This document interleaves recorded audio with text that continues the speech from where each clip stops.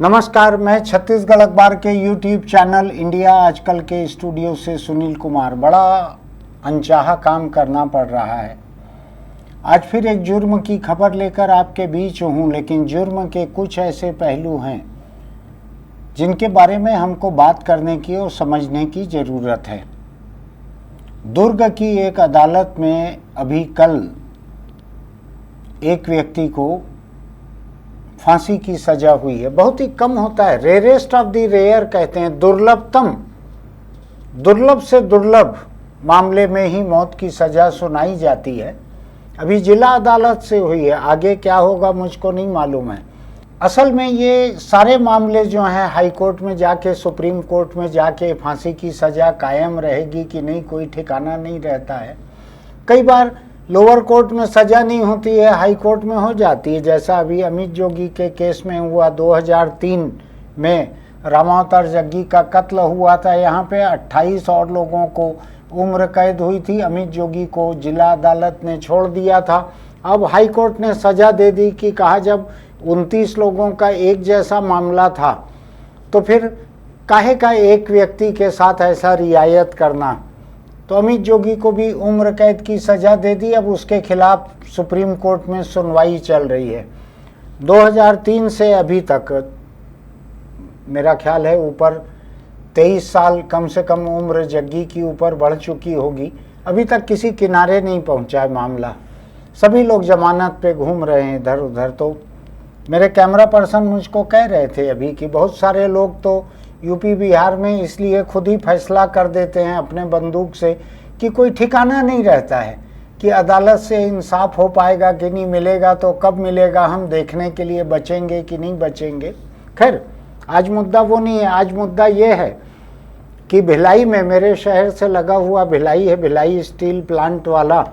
अभी आपने सुना होगा, एक सोशल मीडिया इन्फ्लुएंसर लड़की ने कहा कि पहले छत्तीसगढ़ को भिलाई स्टील प्लांट के नाम से जाना जाता था, अब उसको फलाने फलाने ब्रांड की बियर के नाम से जाना जाता है। जमाना अलग आ गया है। एक समय नेहरू जी ने बनाया था भिलाई स्टील प्लांट, याद है ना आपको। यहाँ पे दारू दुकान में काम करने वाला एक मैनेजर था। मुझको बियर इसलिए भी याद आई कि दारू दुकान का था, रवि शर्मा नाम का आदमी था। नाम जरूरी है, मैं सब तरह के जुर्म में नाम लेने पे भरोसा रखता हूँ, मरने वाले का भी मारने वाले का भी। तो रवि शर्मा पहले से शादीशुदा था। दूसरी बात ये कि ये बीवी बच्चे जो हैं इसके, इस आदमी के जो भिलाई में दूसरी बीवी और बच्ची के साथ रह रहा था, ये ओडिशा के राउरकेला में रहते थे।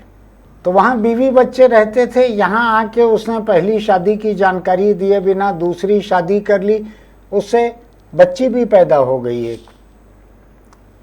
अब उसके बाद इसको लगा कि नहीं, उसको वापस जाके पिछली बीवी और बच्चे के पास रहना चाहिए।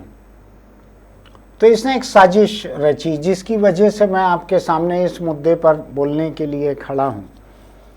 पहली बीवी बच्चे छोड़ के दूसरे बीवी बच्चे के साथ रह रहा है। दूसरी बच्ची कुल 1 महीना 1 साल ऐसे कुछ की थी, अलग अलग खबरों में अलग अलग है। 2020 की बात है ये। तो इसने एक साजिश रची कि एक ऐसी घटना बताई जाए जिसमें ये खुद भी मर जाए, ऐसा नाटक किया जाए कि खुद भी ये मर गया। तो इसने शराब दुकान के पास आने वाले किसी एक विक्षिप्त व्यक्ति को पकड़ के ले आया घर। उसको शराब में नींद की गोलियां डाल के उसको पिला दी, वो बेहोश हो गया। उसका कत्ल कर दिया, मार डाला उसको। उसके बाद अपनी बीवी और अपने बच्ची को भी मार डाला। उसके बाद इन 3 लोगों को बेडरूम में डाल के इनको आग वगैरह लगा दी और गैस सिलेंडर में भी आग लगा दी ताकि फट जाए गैस सिलेंडर, और भाग गया वहाँ से। इसकी साजिश ये थी कि ये आदमी जल जाए पूरा का पूरा, विस्फोट में सब चिथड़े उड़ जाएं, तो ये समझ लिया जाएगा कि यही रवि शर्मा है जो मर गया। उसके बाद ये जाके चैन से पिछली बीवी और अपने बच्चे के साथ रहेगा। पता नहीं ऐसा करने की नौबत उनके साथ तो था ही था। उनको छोड़ के नई शादी की थी। नई शादी में साल 6 महीने, 1 महीने या 1 साल की ये बच्ची थी। इनको मार डाला। अब उधर जाके क्या करता मुझको नहीं मालूम है, लेकिन पुलिस ने जब जांच चालू की तो देख के हक्का बक्का रह गई। उनको लगा कि ये पति पत्नी बच्ची तीनों के तीनों मारे गए। लेकिन पुलिस की जांच का अपना तरीका होता है और इन दिनों तो सबसे पहले सीसीटीवी फुटेज और मोबाइल फ़ोन इनको देखा जाता है। इन दोनों को देखा गया तो दिख गया कि ये आदमी तो निकल के जा रहा है वहाँ से, शायद दिखा होगा, ऐसा लगता है मुझको। और ये भी दिखा कि इसके मोबाइल फ़ोन पे तो फ़ोन आ रहे हैं, जा रहे हैं, कॉल हो रही है। तो पता लगा है, तो पता लग गया किसको ये कॉल कर रहा है। क्या इसको राउरकेला में जाके पकड़ा गया। इसको 48 घंटे के भीतर पकड़ लिया। जो अपनी मौत दिखाने के लिए एक गरीब किसी विचलित, मानसिक विचलित व्यक्ति को लाके उसको मार डाला। मैं अपराध कथा अगर ज़्यादा सुनाना नहीं चाहता हूँ, लेकिन मैं आपको ये बताना चाहता हूँ कि इंसान किस किस तरह के होते हैं। हमको आपको सबको सावधान रहना चाहिए। ये रवि शर्मा ओडिशा के राउरकेला में एक बीवी बच्चे को छोड़ के आया, यहाँ आके भिलाई में दूसरे बीवी बच्चे, इन दोनों को निपटा के वापस ओडिशा के राउरकेला में जाना चाहता था। थोड़ा मूर्ख भी था ये, इतनी घटिया साजिश बना रहा था, थोड़ा मूर्ख भी था। लेकिन इस चक्कर में 3 जिंदगियों को मार डाला। जो गरीब विचलित व्यक्ति जिसको इसने मारा है, एन राजू नाम है उसका, दक्षिण भारतीय लगता है नाम से मुझको, नौजवान था। बाद में पुलिस ने पाया इसकी तो कद-काठी अलग है, इसके दांत अलग दिख रहे हैं। और तब तक तो 48 घंटे में तो जिंदा मिल ही गया ये। मैं केवल ये कहने आया हूँ आपके सामने कि असल ज़िंदगी में लोग कैसे कैसे रहते हैं, कैसी साजिश करते हैं, कैसा जुर्म करते हैं, इनके लिए हमको सबको सावधान रहना चाहिए। मैं हमारे वीडियो एडिटर के साथ अभी बात करते इस सब्जेक्ट पे बैठा था, तो मैंने ये कहा कि एक वक्त था जब परिवार शादियां तय करता था, समाज में पूछताछ करते थे कैसा है क्या है। अगर यही शादी भिलाई में अगर सामाजिक ढांचे के भीतर हुई रहती, उसके अपने नुकसान है सामाजिक ढांचे के, लेकिन अगर हुई रहती तो लोग बतलाते इसकी तो शादी पहले से हो चुकी है। ओडिशा के राउरकेला में इसके बीवी बच्चे रहते हैं पहले से। अभी आपको ध्यान है, ये इसी भिलाई की बात है, इसी भिलाई की, अभी 4 दिन हुआ है कुल। एक सिपाही बीवी और 3 बच्चों के साथ वहाँ रहता था और उसने और कोई एक घर भी बसा लिया था वहीं भिलाई में किसी और महिला से। वो भी सामान रिक्शे में लाद के पहुँच गई थी इसके घर रहने के लिए। वहाँ से भगा दिए तो अगले दिन चाकू लेके आई, बीवी और बेटे को मार डाला और लड़कियों को बुरी तरह से जख्मी कर दिया। किसी तरह से बच्चियां बची, वो महिला पकड़ा गई। कुछ चक्कर वक्कर था। अब मैं ये सोच रहा हूँ कि ये आदमी बीवी बच्चे को ओडिशा के राउरकेला में छोड़ के भिलाई में आके दूसरे बीवी बच्चे बना के उनको मार के फिर पहले के पास जाने वाला था। इतना बड़ा जुर्म, 3 कत्ल करने वाला था, जिसमें एक तो खालिस बेकसूर बाहरी विक्षिप्त व्यक्ति था। कोई रहम नाम की कोई चीज़ नहीं होती दुनिया में। जिनको किसी को जल्लाद का, अरे जल्लाद तो वो रहते हैं जब अदालत किसी को फांसी की सज़ा देती है, जैसे यही रवि शर्मा को मिली है। अब इसको जेल में अगर फांसी सचमुच ही होगी आखिरी अदालत तक से सज़ा कायम रहने पे, तो वहाँ जो सज़ा देगा वो जल्लाद रहेगा। इधर काहे का जल्लाद? इसने तो सोच समझ के ठंडे दिल से बेकसूर लोगों को मार डाला, 3 लोगों को। और कैसा भयानक तरीका निकाला। एक विक्षिप्त को पकड़ के ले आया अपने आप को बताने के लिए कि मैं मर गया। ऐसा कहीं आपने सुनी है साजिश? ये बहुत ही बेरहम भी था और बेवकूफ़ भी था, ध्यान रखिएगा। तो मेरा ये कहना है कि आपकी ज़िंदगी में आसपास जितने तरह के लोग आते हैं उनसे थोड़ा सावधान रहिए। किसी नाम में कुछ नहीं रखा हुआ है। किसी का नाम देख के, किसी का चेहरा देख के, किसी की मीठी बातें सुन के धोखा खाएं और फिर इस तरह का हो।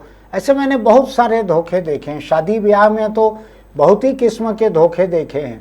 लोग अपना धर्म गलत बता देते हैं, जात गलत बता देते हैं, वैवाहिक स्थिति गलत बता देते हैं, पारिवारिक स्थिति, आर्थिक स्थिति गलत बता देते हैं, सब तरह की चीज़ें गलत बता देते हैं। अभी तो आपने देखा होगा कि ये मैरिज ब्यूरो खोल के जो मैट्रिमोनियल वेबसाइट चलाते हैं, उसमें बड़ी बड़ी जालसाजी करके लोगों को लूटा जा रहा है। कहीं ना कहीं शादी ब्याह के वक्त सामाजिक ढांचे से पता लगाना ये भी ज़रूरी है। वहाँ पे लोग झूठ नहीं बोलते, सामाजिक ढांचे में जो पता लगेगा आपको वो जानकारी काफ़ी हद तक सच्ची हो सकती है।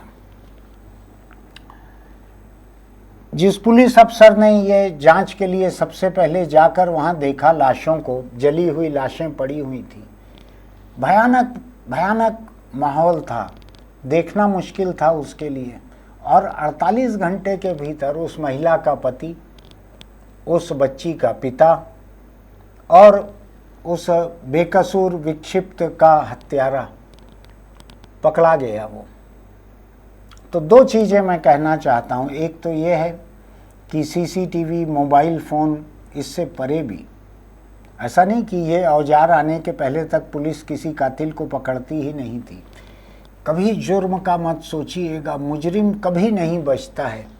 1000 में से कोई एक मुजरिम ऐसा हो सकता है जो बच जाए, बाकी सारे के सारे पकड़ा जाते हैं, पहली बात।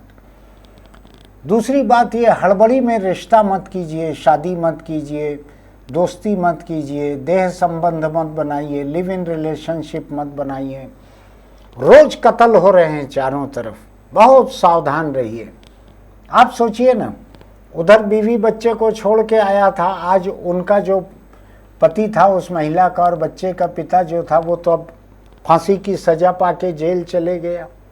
आसानी से तो जमानत भी नहीं होगी कई साल बाद भी। इसके पास तो बहुत बड़े बड़े वकील भी नहीं है लगाने के लिए जमानत के लिए।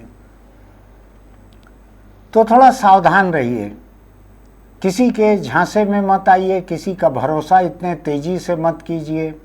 बहुत फूंक फूंक के चलिए। आपको मालूम है, पानी में उतरते हुए पहले एक पैर डाला जाता है, गहराई देखी जाती है। जब पैर टिक जाता है तो ही दूसरा पैर डाला जाता है।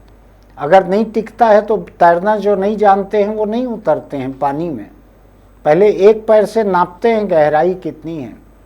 जब भी किसी के साथ दोस्ती करनी हो, प्रेम करना हो, देह संबंध करना हो, लिव इन में रहना हो, शादी करनी हो, बच्चा पैदा करना हो, बिना शादी के भी कानूनी है। बहुत सावधान रहिए, अकल का इस्तेमाल कीजिए। अच्छे जो आपके शुभ चिंतक हैं उनकी राय सुनिए, करिए भले अपने मन की, लेकिन राय लीजिए अच्छे लोगों से। आप बेवकूफ़ और दुष्ट लोगों की राय लेंगे तो गड्ढे में ही गिरेंगे। तो बस इस घटना को मैं ज़्यादा विभत्स तरीके से बताना नहीं चाहता, सावधान करने के लिए आया हूँ। इसलिए आज मैं कुछ हेलमेट और सिगरेट वगैरह की बात नहीं करूँगा, कल फिर करेंगे बात। लेकिन चलते चलते पुलिस का और आरटीओ का भी एक ऑर्डर आया है कल ही दोपहर को कि दोपहियों पर पीछे बैठने वाले को भी हेलमेट लगाना पड़ेगा, नहीं तो चालान होगा। अब पता नहीं पुलिस इसको ईमानदारी से अमल करेगी या नहीं करेगी। आदेश आया है, अभी 1 तारीख आने को है, कई लोगों को पैसा मिलेगा, तनख्वाह वगैरह मिलेगी। आपको हेलमेट लेना है अपने परिवार के लिए, ले लीजिए। मैं बताता हूँ आपको, 2 चालान में अच्छे हाई क्वालिटी वाले हेलमेट जितना जुर्माना आप पटा चुके रहेंगे। और अभी दोनों लोगों के लिए आ गया है आदेश, दोपहिए पे पीछे जो बैठे हैं उनको भी हेलमेट लगाना है। आपके घर में जितने लोग दोपहिया चलाते हैं उतना, और जो पीछे बैठते हैं उनके लिए भी इतना हेलमेट का इंतज़ाम कीजिए। अभी कल परसों में ही खुश है ज़माना, अभी 1 तारीख है, आने वाला है। पहला खर्च इसी पे कीजिए अपनी ज़िंदगी बचाने के ऊपर। फिर मिलेंगे चलते चलते। एक अनुरोध आपको, अगर हमारी बात तर्कसंगत लगती है, किसी काम की लगती है, तो हमारे YouTube चैनल इंडिया आजकल को सब्सक्राइब कीजिए, लाइक कीजिए, नोटिफिकेशन की बटन दबाइए, कमेंट बॉक्स में लिखिए कि आपका क्या कहना है इस तरह के रिश्तों के बारे में। फिर मिलेंगे।